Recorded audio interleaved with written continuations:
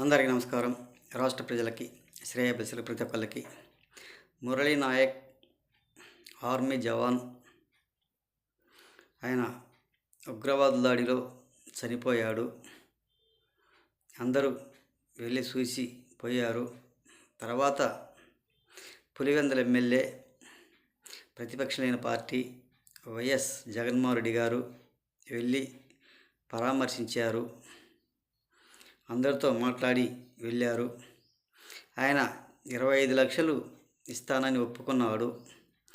మరి జగన్మోహన్ రెడ్డి గారు చెక్కు అక్కడే అందరి మధ్యలోనే ఇచ్చి ఉంటే చాలా బాగుండేది.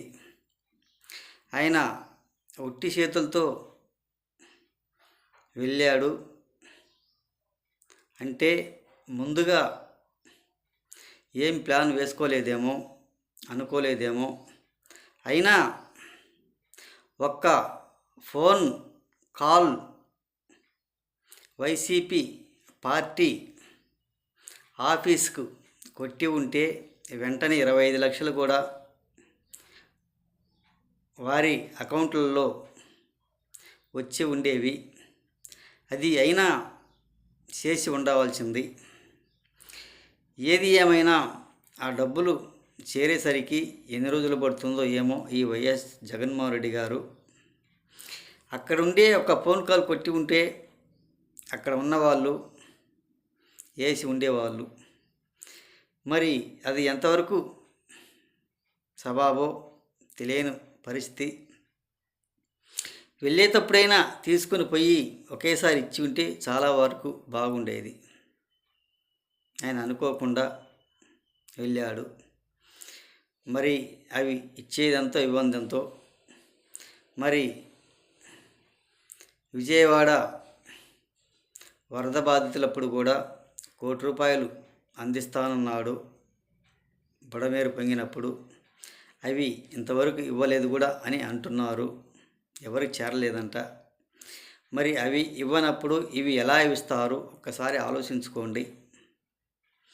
ఊరక రాష్ట్ర ప్రజలలో ఈ కూటమి ప్రభుత్వం నాయకులు వెళ్ళారు, నేను వెళ్ళకపోతే బాగుండదు అని సింపతి పొందటానికి అక్కడికి వెళ్ళి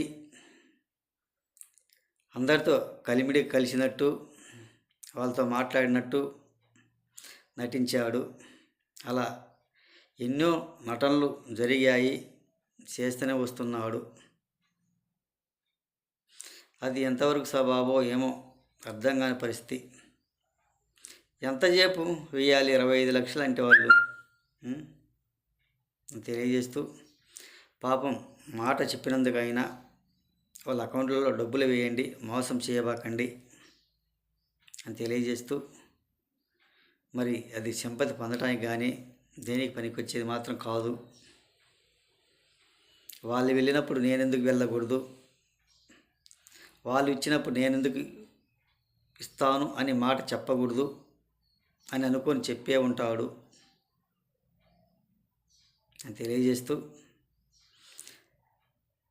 ముందుగా ఏం ప్లాన్ చేసుకోకుండా వెళ్ళాడు. మాట ఇచ్చాడు కాబట్టి ఆయన మాట నెరవేర్చుకోండి. ఊరగా పనికి మాలిన మాటలు, డబ్బా మాటలు మాట్లాడబాకని నేను తెలియజేస్తూ, రాష్ట్ర ప్రజలకి, శ్రేయోభిలాషులు ప్రతి ఒక్కళ్ళకి హృదయపూర్వక ధన్యవాదాలు.